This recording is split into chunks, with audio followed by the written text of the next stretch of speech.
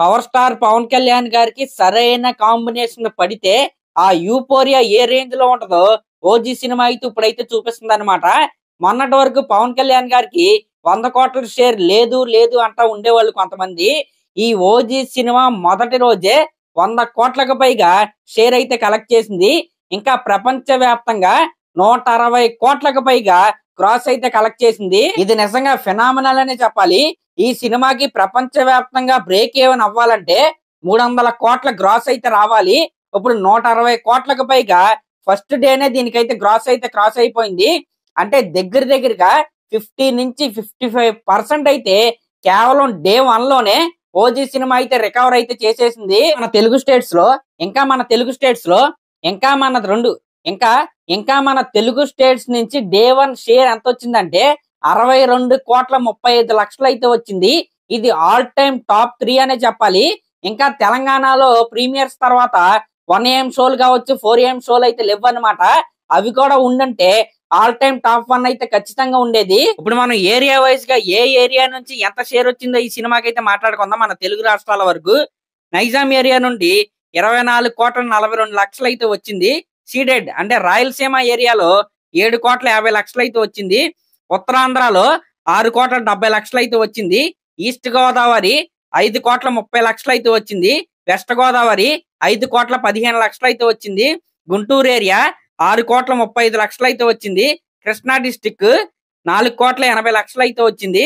Nellore district 2 కోట్ల 13 కోట్లు అయితే వచ్చింది అనమాట.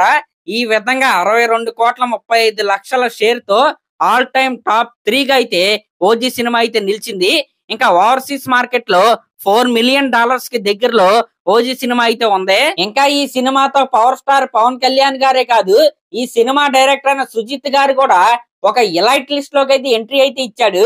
అదేంటంటే వరుసగా 2 సినిమాల యొక్క ఓపెనింగ్స్ రిలీజ్ అయిన రోజే 100 కోట్లు దాటిన డైరెక్టర్ గా సుజిత్ గారు అయితే ఎలైట్ లిస్ట్ లోకి అయితే ఎంట్రీ అయితే ఇచ్చాడు.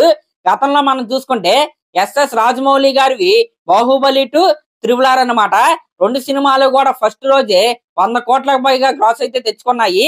ఇంకా మన లోకేష్ కనకరాజ్ గారి లియో సినిమా కావచ్చు, మొన్న వచ్చిన కూలీ సినిమా కావచ్చు, ఫస్ట్ రోజు 100 కోట్లకు పైగా గ్రాస్ అయితే తెచ్చుకున్నారు. ఇంకా మన ప్రశాంత్ నీల్ గారి సలార్ సినిమా కావచ్చు, అంతకుముందు KGF 2 సినిమా కావచ్చు, వరుసగా 2 సినిమాలు రిలీజ్ అయిన రోజే 100 కోట్లకు పైగా గ్రాస్ అయితే తెచ్చుకున్నారు. ఇప్పుడు మన సుజిత్ గారు అప్పుడు సాహో సినిమాతో, ఇప్పుడు వరుసగా ఓజీ సినిమాతో రిలీజ్ అయిన రోజే ఫస్ట్ రోజు 100 కోట్లకు పైగా గ్రాస్ కలెక్ట్ చేసిన డైరెక్టర్ గా రికార్డ్స్ లో అయితే నిలిచాడు. ఇంకా ఈ ఓజీ సినిమాకి బుక్ మై షో అలాగే డిస్ట్రిక్ట్ యాప్ డే 1+ ప్రీమియర్స్ అయితే కలుపుకొని మొదటి రోజు 2.3 మిలియన్ కంటే టికెట్స్ అయితే సోల్డ్ అవుట్ అయితే అయ్యాయి. ఈ విధంగా ఈ సినిమాకి ప్రమోషన్స్ అంతగా చేయకపోయినా ఇంకా సినిమా రిలీజ్ కి కేవలం 3 రోజుల ముందు పైరసీలో ఈ ట్రైలర్ అయితే అందరూ చూసారనమాట. ఈ విధంగా లాస్ట్ మినిట్ లో ఏది అనుకున్న విధంగా జరగకపోయినా ఈ సినిమాకి ఎర్త్ స్టాటరింగ్ ఓపెనింగ్స్ అయితే వచ్చినాయి అనమాట.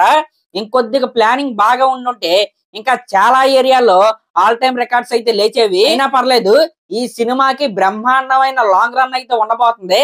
ఈ దసరా హాలిడేస్ మొత్తం కూడా ఓజీ సినిమా సునామీని అయితే ఎవరు ఆపలేరు.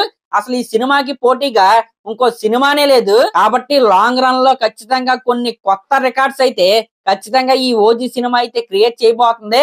దీంట్లో ఎటువంటి డౌట్ అయితే లేదు. ఇంకా ఈ రోజు పొద్దున్నే తెలంగాణ సినిమాటోగ్రఫీ మినిస్టర్ అయిన మన కోమిటిరెడ్డి వెంకటరెడ్డి గారు అయితే ఒక స్టేట్మెంట్ అయితే ఇచ్చారనమాట. ఈ ఓజీ సినిమా తర్వాత రిలీజ్ అయ్యే సినిమాలు ఏవైతే ఉన్నాయో అవి చిన్న సినిమాలు అవ్వచ్చు, లేకపోతే పెద్ద సినిమాలు కావచ్చు, వాటికి టికెట్స్ హైక్స్ అయితే ఉండవని ఆయన అయితే చెప్పాడు. మరి రాబోయే రోజుల్లో ఏం జరగబోతుందో మనం అయితే వెయిట్ చేసి అయితే చూడాలి.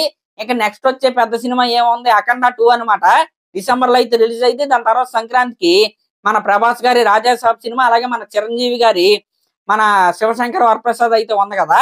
ఈ సినిమాలకి మరి టికెట్స్ హైక్స్ ఉంటాయా, నైజాం ఏరియాలో ఉండవా అనేది మనం వెయిట్ చేసి అయితే చూడాలి. అరే మరి లాస్ట్ లో చెప్పేది ఏంటంటే, ఇప్పటి వరకు ఓజీ సినిమాకి సంబంధించిన ప్రతి అప్డేట్ కూడా మన ఛానల్లో అయితే ఉందన్నమాట.